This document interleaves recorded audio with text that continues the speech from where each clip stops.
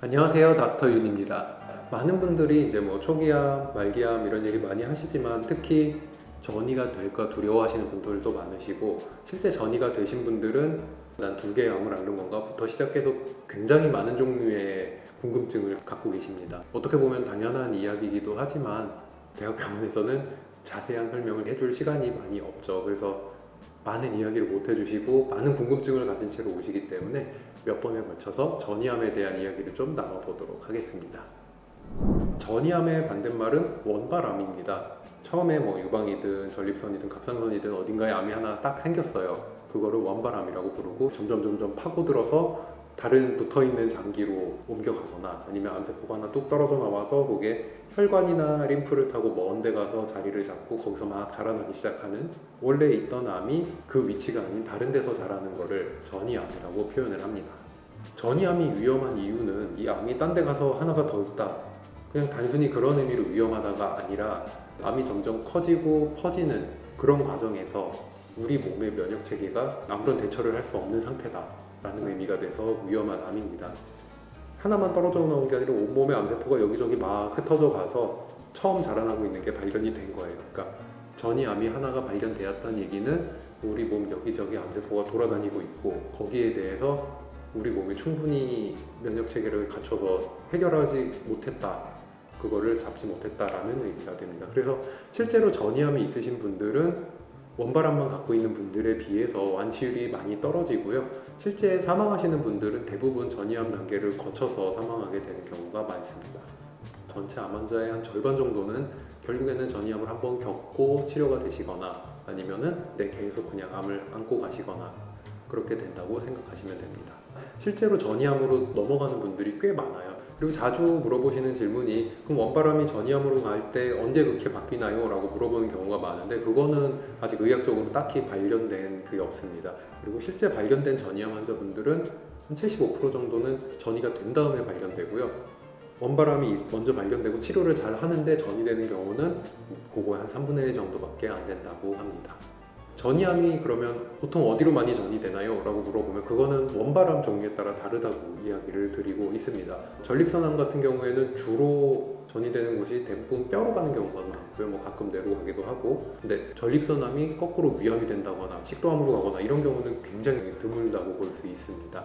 유방암 같은 경우에는 뭐 폐로 간다든지 거의 한 가지 종류의 암은 정해진 장기로 전이가 주로 되고, 그렇기 때문에 원바람이 있는 분들이 전이 되었나 안 되었나 검사하는 거는 그 정해진 몇 군데만 찍어보면은 대부분 다 걸러진다고 생각하시면 돼요.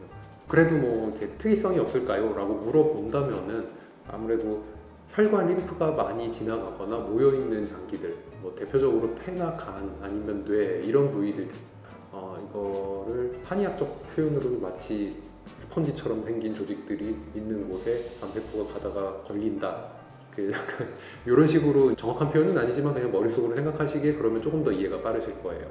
혈관이 촘촘하게 많이 들어있는 장기는 혈액이 더 많이 다니고 좁아져 있고 눌러붙기 좋은 상태니까, 그래서 폐나 간 쪽으로 전이되는 경우가 의외로 다른 장기에 비해 많이 보이게 됩니다.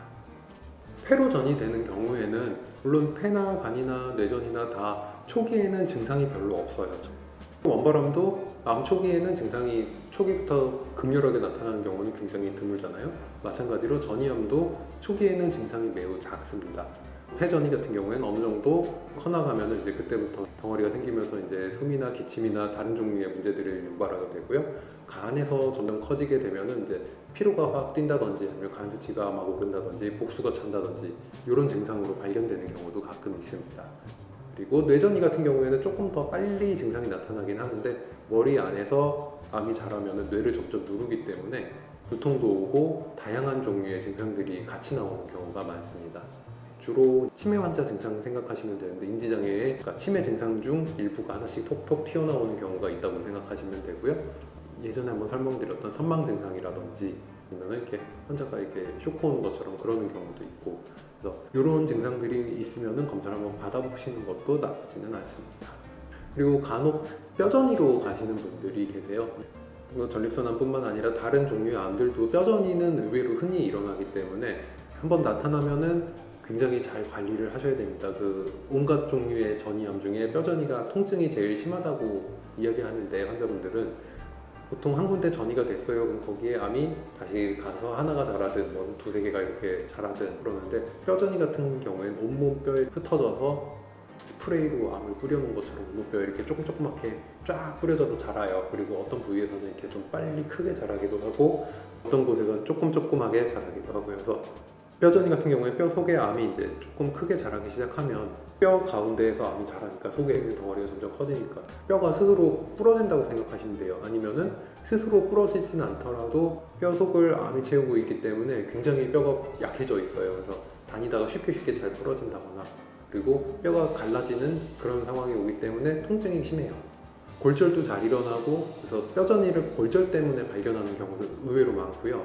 그냥 뼈가 넘어졌는데 부러졌대요. 그래서 가서 찍어봤더니 부러진 모양이 이상해요 하고 CT나 이런 걸 찍어봤더니 안에 뼈 전이가 있네요 이렇게 발견되는 경우도 있고, 아니면 암이 있는 줄도 몰랐는데 뼈가 부러져서 가서 찍어봤더니 뼈에 암이 있네요. 그래서 이제 다 훑어서 원바람을 거꾸로 찾는 경우도 있고요.